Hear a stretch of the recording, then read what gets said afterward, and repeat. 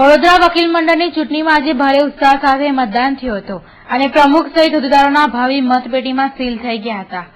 આજે કડક સુરક્ષા વ્યવસ્થા વચ્ચે વડોદરા વકીલ મંડળની ચૂંટણી માટે મતદાન યોજવામાં આવ્યું હતું। વહેલી સવારથી જ ભારે ઉત્સાહભર્યા વાતાવરણમાં મતદાનની શરૂઆત થઈ ગઈ હતી।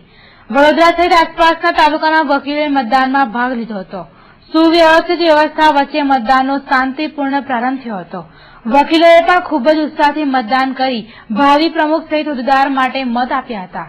ભારે ઉત્સાહ અને ઉત્તેજનાભર્યા વાતાવરણમાં શરૂ થયેલ મતદાન શાંતિપૂર્ણ સંપન્ન થયું હતું।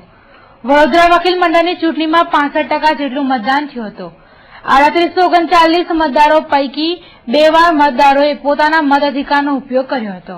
મોડી રાત્રે પ્રમુખ, ઉપપ્રમુખ અને સેક્રેટરી સહિતના પરિણામો જાહેર થવાની સંભાવના છે, ત્યારે મતપેટીના સીલ મતો 69 ઉમેદવારોના ભાવિનો ફેસલો કરશે। 2412 મતદારોએ તેમના મતદાનનો ઉપયોગ કર્યો છે, એમના મતનો ઉપયોગ કરેલો છે।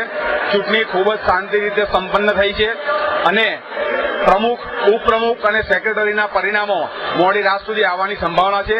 લગભગ 12-1 વાગ્યાનો સમય જશે। 6-6:30 વાગે અમે અમારું એમનું કાઉન્ટિંગ શરૂ કરીશું। કમિટીનું કાઉન્ટિંગ આવતીકાલે રાખેલું છે, તેમાં મેનેજિંગ કમિટી રિઝર્વ જે લેડીઝ પોસ્ટ છે એમનું પણ અમે આવતીકાલે રાખેલું છે। ચૂંટણી ખૂબ સારા સમયમાં અને સમયસર સારી રીતે સંપન્ન થઈ છે।